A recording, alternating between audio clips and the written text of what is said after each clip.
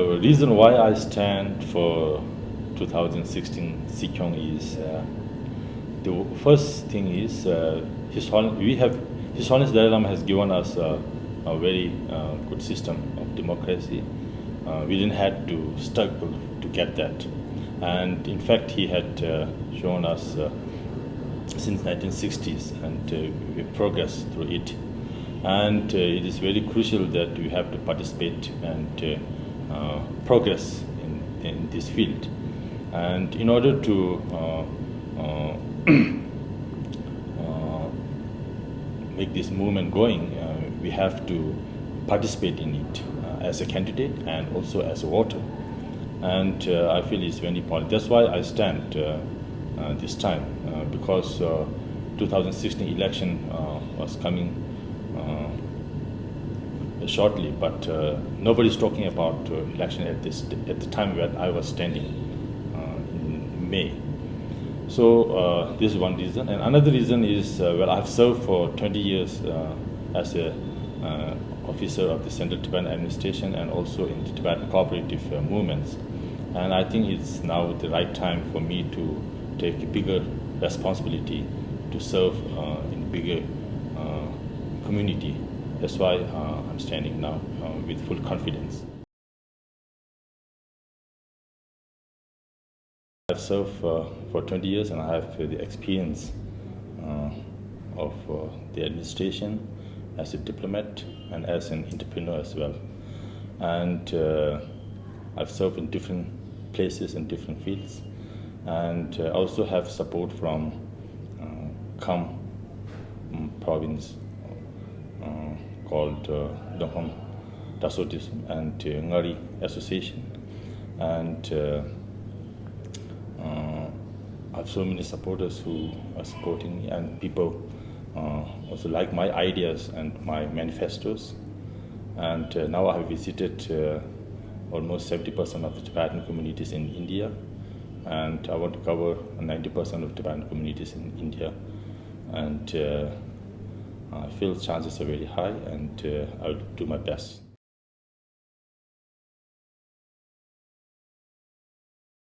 One of the main achievements of the President Kashak is we could build a good relationship with the Indian government, and especially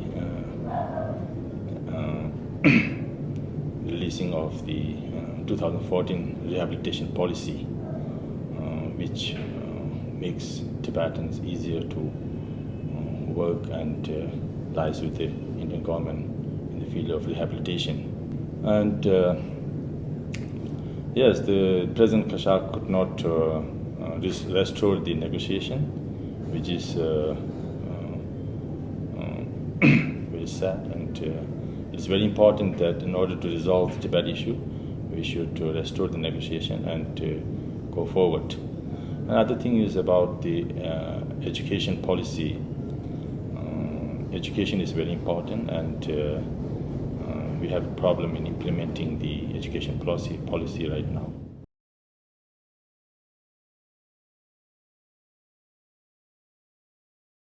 The most important thing is to resolve the issue of Tibet, and I think we have to restore the negotiation at the earliest, through which we have to try to resolve the issue of Tibet. And in order to restore the negotiation, we have to build international support, through which we can renew the negotiation. And then to resolve the issue, or to keep our struggle going, we have to strengthen our administration, and we have to work for the sustainability of Tibetan settlements, and we have to improve the quality of education for our youth, and we have to develop the economic condition of the general public for long term, and to retain the struggle for a long time.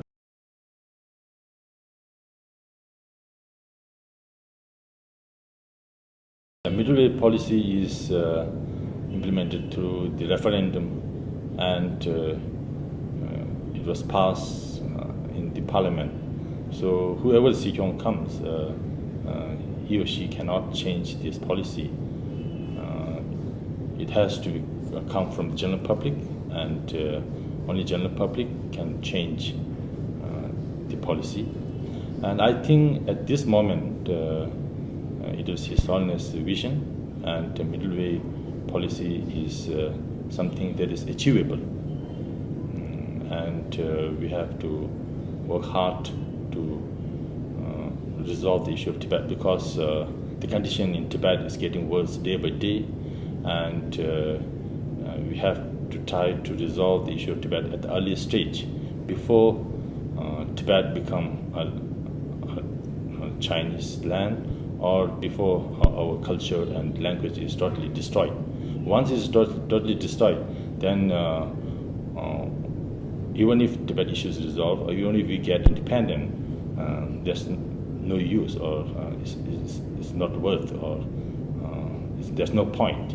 So now time is running out, and we have to resolve the issue of Tibet through negotiation at the earliest stage. Nowadays, people talk a lot about Umelam and Rangzhen, independent. But I always feel that we are in democratic, and we are in free country, and our government policy is a middle way policy. And I think it's very important that at this crucial stage, middle way is something achievable, and we have to follow that. But as an organization and individual Tibetans, they can have different ideology, because as I said earlier, we are in democratic country, and in democratic system there should be different ideas. But in the name of independent, if anybody who criticizes His Holiness Dalai Lama, that I always object for them. In the name of independence, they should nobody has a right to object or criticize anyone. And with regard to Tibet Support Groups, well, they can do any activity, and I welcome all the Tibet Support Groups. But as a Tibet Support Group, they have to support the government policy, which is a middle way policy. That is very important. They have to support the middle way policy, which is set up through the referendum and also passed in the parliament. So Tibet Support Groups should support the government policy, which is visioned by His Holiness Dalai Lama.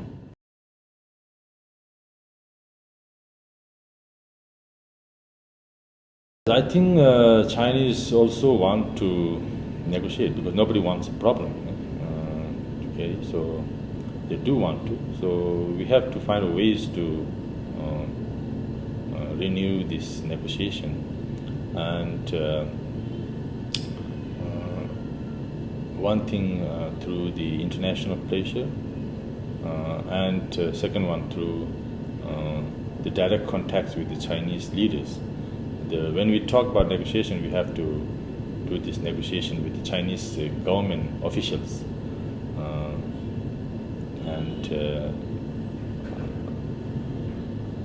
they also have friends in the business community, or in the religious leaders or politicians. Through them we will approach, and we'll also approach them directly, and there are some other ways too. So we have to renew this negotiation at the early stage, which is very important.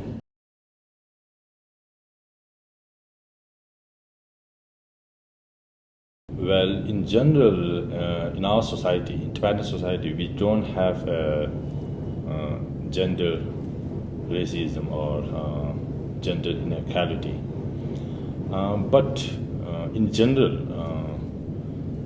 in mentality, there might be. But yes, we have now set up policy for women empowerment, and I think we should add few things like increase the duration of maternity leave, so that more women can serve the community or join the administration. Many women, when we have only 45 to 60 days for maternity leave, they have to leave the job to look after their children. So I think we have to increase this to at least 6 months or up to 1 year maternity leave, so that they can continue the job while they have their children. And other thing is you have to bring a lot of awareness in general to the women, to say that they should participate in activities. It's not just in the minds of male, it's also in the minds of female that we are lower. They always feel that whenever there's some meetings or some conference, they always tell their male to go and attend it, while they say, I will take care of the house. So these mentalities should be wiped out, and they should feel that whoever is available, they should go and attend any kind of meeting or anything that's related to politics or administration or work, not just the field or homeworks.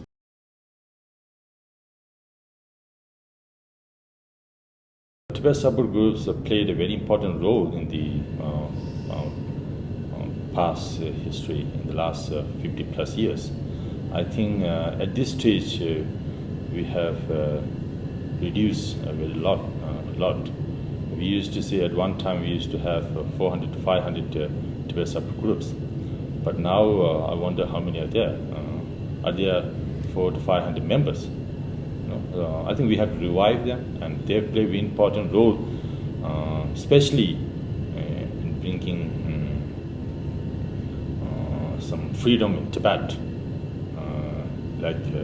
and also releasing of political prisoners in Tibet. So, and through our Tibet Support Groups, we could pass so many resolutions in the parliaments, and in the past, whenever Western leaders, before they meet the Chinese counterparts, they say first, we want to talk about Tibet, we want to talk about human rights, and then when they meet, either they're playing Tibet card or whatever, but we have a win-win situation. And I think it's very crucial and very important that we have to revive Tibet Support Groups, and we have to start new Tibet Support Groups also.